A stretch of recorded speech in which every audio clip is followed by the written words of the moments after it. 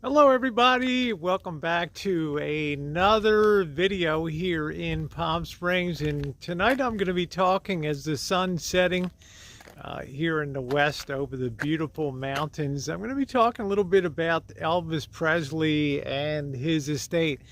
A lot of people know about the entertainment aspects of Elvis Presley's life, Sun Records, and going on to becoming a megastar. But not much is really known about his real estate holdings and things like that, particularly at the time of, well, today it's certainly not as well known. But interestingly, a lot of people think that Graceland was some purchase in the 1970s. It was purchased by Elvis in 1957, actually, I think for something a little over $100,000. And today that home remains 100% the property of Lisa Marie Presley, his surviving daughter. Interestingly enough, Elvis never really thought, at the time of his estate when he died, it was worth something like $5 million. And today it's worth much more than that, of course, because of records rights and other tourism things associated with Graceland and other financial assets that he had at the time of his death. But Graceland was running huge deficits, something like I think on the order of like $50,000 a year of annual maintenance, and crazy amounts of money had to be spent for the upkeep and maintenance of Graceland. And that gets a lot of attention. But when Elvis Presley died, he owned one other piece of property. It was, well, early in his life, he owned 9 homes in Memphis, if you can believe that, all 9 homes. Some of them are just vacant lots now.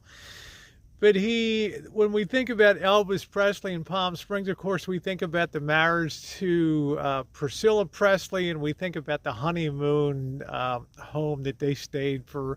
I think it was something on the order of a month here, and that gets all the attention. But Elvis Presley owned a house here in Las Vegas too, and it's one that not a lot of people know about, much less come to visit up here on West Chino Canyon Drive. And I want to thank my friend High Watch for the encouragement to do this video, because I never even knew that Elvis had another piece of property that was his at the time that he died. And like a lot of things from that era, and according to what my friend told me, houses were quite smaller. We didn't have the idea of the mega mansion back in the 1950s, 60s, and 70s. It was only like the 1990s that houses just became gargantuan in scale for entertainers. And if you saw on the prior video about Dean Martin, his home was quite modest looking. And I asked my friend,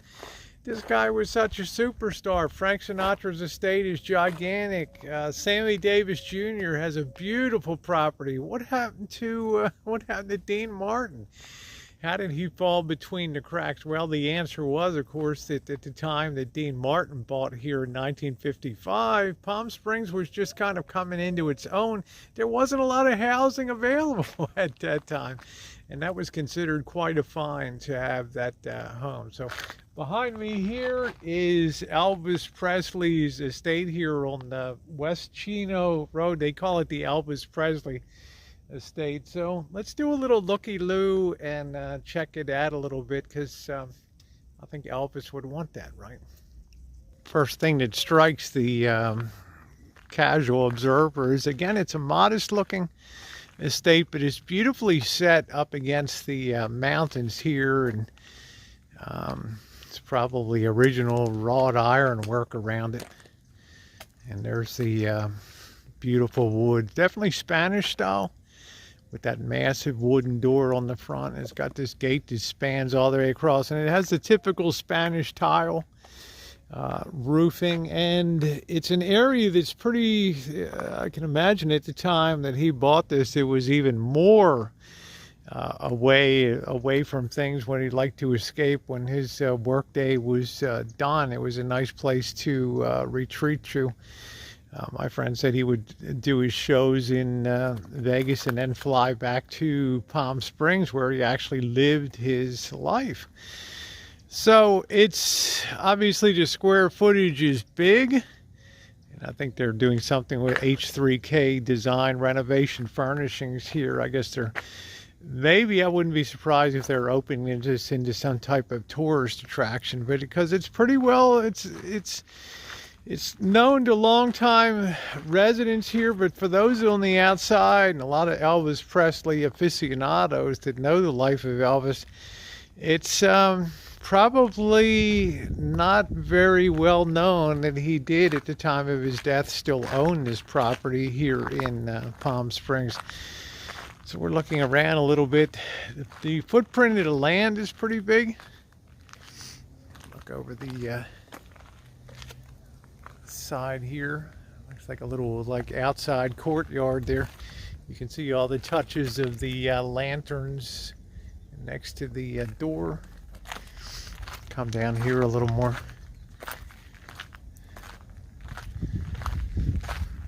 And I kind of agree with my friend now that it couldn't have been that easy to find these type of estates back in 1950s, 60s, and 70s, because there just plain weren't that many of them. Here's the driveway access to it. Let's see if we can pop around the other side. Well, unfortunately, we're not going to be able to do that. It's very hard to access the rear of a lot of these properties.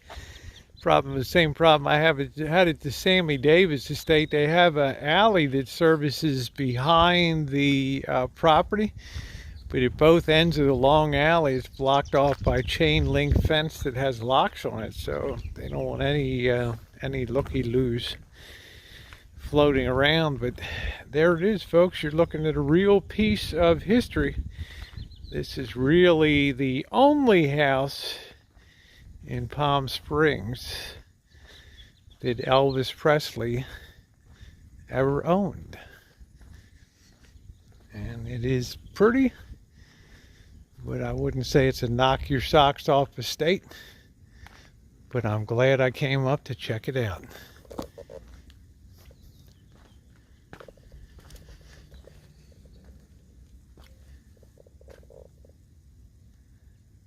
Thanks for watching, everybody. Thumbs up are appreciated.